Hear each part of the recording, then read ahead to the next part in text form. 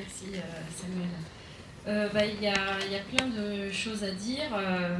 mais je voudrais ancrer mon propos dans déjà ce qui a été dit par les précédents intervenants, parce qu'en fait on est, je pense, dans cette réflexion de lutte contre l'extrême droite et des idées d'extrême droite, dans un temps qui est très diffus, qui est très complexe. On n'arrive pas dans des sociétés avec une extrême droite aussi forte, aussi près du pouvoir,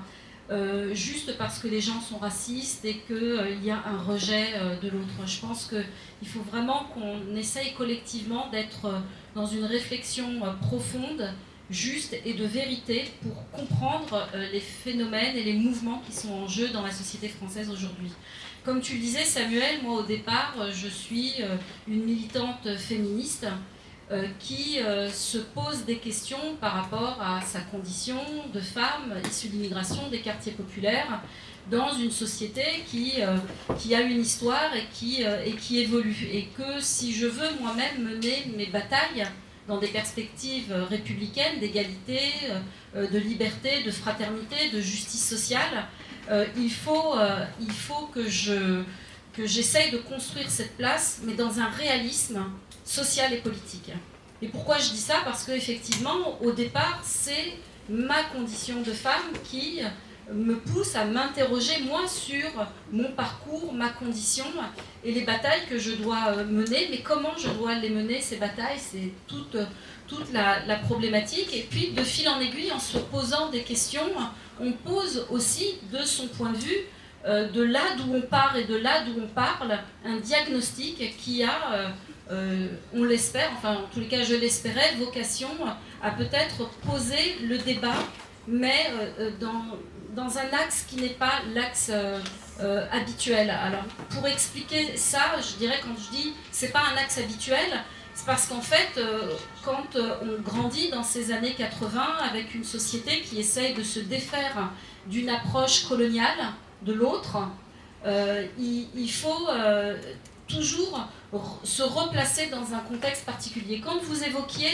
la loi de 72 de lutte contre le racisme et de faire du racisme un délit, on est 10 ans après l'indépendance de l'Algérie. C'est très récent dans l'histoire de la construction de la société française par rapport à cette question du racisme qui est ancrée et qui naît de la question coloniale, c'est-à-dire d'un rapport de hiérarchie des cultures, hiérarchie des religions. Et donc, on est encore dans une dynamique que j'inscris moi dans cette dynamique du Conseil national de la résistance qui est encore à l'œuvre dans cette société des années 60 et des années 70. Et ça, c'est important d'ancrer ça, c'est-à-dire que mettre en place des lois, ça devenait urgent parce qu'on était dans une société où le racisme, il s'exprimait d'une façon totalement naturelle. Quand j'ai commencé à travailler sur mes films, et mon premier film, Nos mères, nos daronnes, donc qui raconte l'histoire de nos mamans dans les quartiers dans les années 70, je fais tout un travail de documentaliste, c'est-à-dire que je vais aller exhumer pour mieux comprendre le contexte dans lequel nos mamans, dans les quartiers et dans cette société française, vivaient.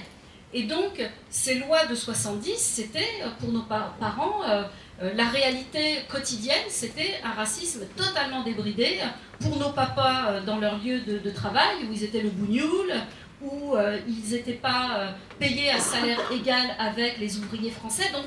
c'était cette temporalité-là. Et c'est toujours important d'inscrire et de comprendre les phénomènes qui se passent dans la société dans un contexte particulier. Nous, dans les années 80, donc ma génération, le deuxième film, On nous appelait Beurette, je vais raconter la lutte qui a été la lutte des filles issues de cette immigration postcoloniale, et qui en plus est flanquée d'une autre problématique qui est celle d'être une femme issue de cette immigration-là, dans un contexte où l'immigration, elle n'a pas encore son statut détaché de cette colonisation, puisqu'elle a un statut lié au travail, donc un statut non permanent. Donc ça veut dire aussi qu'on grandit, nous, dans une société qui n'a pas encore réfléchi à nous faire notre place. il va falloir attendre la marche de 83, la lutte contre le racisme et pour l'égalité, qui va permettre d'obtenir le titre de séjour indépendant du titre de travail, c'est-à-dire la reconnaissance de la société française que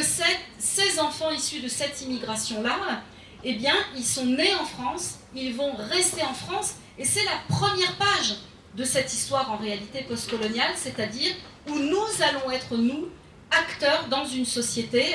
où nous allons poser ce principe d'égalité. Et faire des films, c'est très important dans cette lutte contre le racisme, mais aussi cette lutte pour la mémoire, parce qu'il est très important pour les générations actuelles, dans les combats politiques qui sont menés, de bien avoir conscience qu'on est héritier de luttes qui sont menées successivement dans des contextes qui sont particuliers. Donc le deuxième opus de mon travail a été On nous appelait Beurette, et consiste encore une fois à montrer quelles ont été nos conditions de vie et nos conditions de lutte, avec cette particularité d'être des femmes et d'être encore coincées entre une société qui continue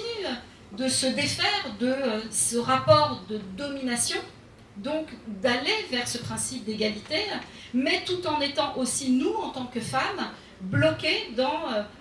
en prise en étau entre des familles qui pensent encore qu'elles vont retourner au pays et qui donc nous maintiennent comme ça sous cloche en espérant ne pas trop nous dénaturer pour que lorsque nous retournerons au pays, nous soyons des femmes parfaites, pas trop décalées par rapport à nos pays d'origine. Et puis le troisième opus qui va être, et donc on inscrit notre lutte à ce moment-là,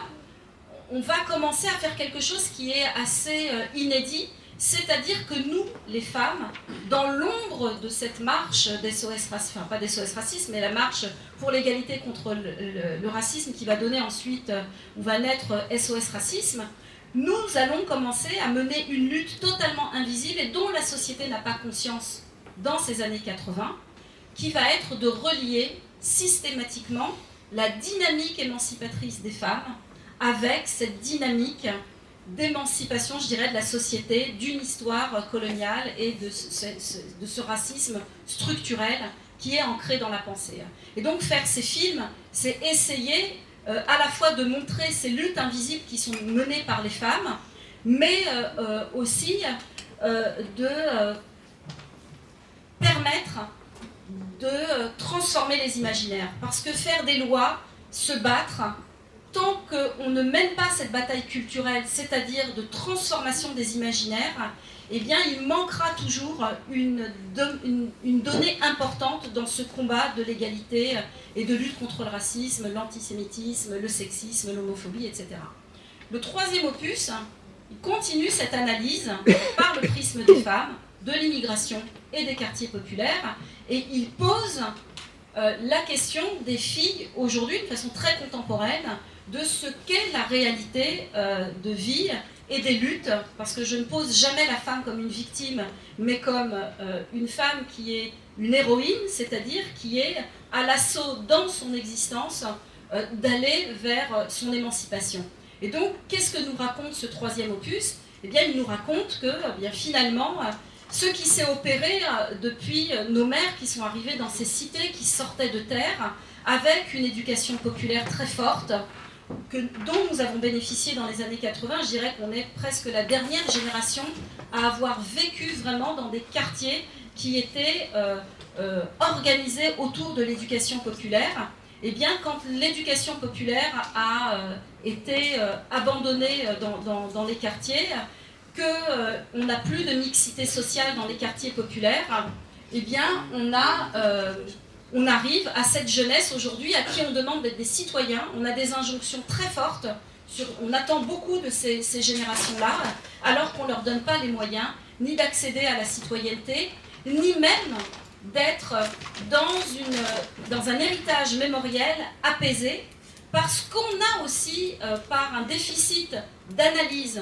et d'appréhender en fait les problématiques d'aujourd'hui, de cette société française et qui conduisent à une extrême droite au bord du pouvoir, on n'est pas dans une analyse juste. C'est-à-dire qu'on abandonne toute une part de notre jeunesse en lui disant vous devez être écologiste, et vous devez être féministe, vous devez être des citoyens exemplaires, et en même temps on ne donne rien, on ne donne pas les moyens. Et là où je veux en venir, c'est, pour reprendre ce que vous disiez, Monsieur Haddad,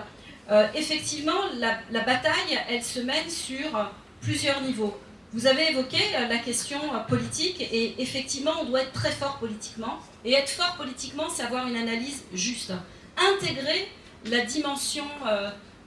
femme dans nos analyses, parce que la laïcité, elle a été posée par les femmes dans la société. Elle est arrivée dans les années 2000. Pardon, si je suis un peu longue, je vais abréger, puis on reviendra peut-être. Donc j'abrège juste là-dessus pour dire un mot sur la laïcité. Et je disais, notre génération, dans les années 80, on a mené ces batailles héritières des luttes menées par nos mamans, nos luttes que nous avons menées, et dans les années 2000, on pose cette question de la place des femmes dans les quartiers, avec cette question de la laïcité, c'est-à-dire avec cette offensive religieuse qui commençait à confisquer aux femmes leurs moyens d'émancipation et leur désir d'émancipation, ces injonctions religieuses, et ce sont les femmes qui ont posé la question de la laïcité. Et donc je crois qu'on ne pourra être fort dans la bataille culturelle que si nous sommes capables à la fois de mener des batailles politiques. Pour cela, nous devons avoir une analyse juste des situations, des contraintes qui sont posées aujourd'hui dans les quartiers populaires, mais pas que dans les quartiers populaires, parce qu'on voit bien que ça déborde sur toute la société. Donc il faut appréhender, on y reviendra si vous voulez plus tard, cette question aussi religieuse, parce que je crois que ce que la gauche n'a pas réussi à faire, c'est ce défi qui était de poser les questions qui se posent aujourd'hui dans la société et qui nécessitent des combats ambitieux, mais tout en restant dans la cohérence républicaine, c'est-à-dire comment nous arrivons à poser ces questions-là tout en n'alimentant pas l'extrême droite. Et ça, c'est une ligne de crête qui est ténue, qui est très complexe, mais on y arrivera, je pense, que si on est honnête avec nous-mêmes sur les défis que nous devons relever.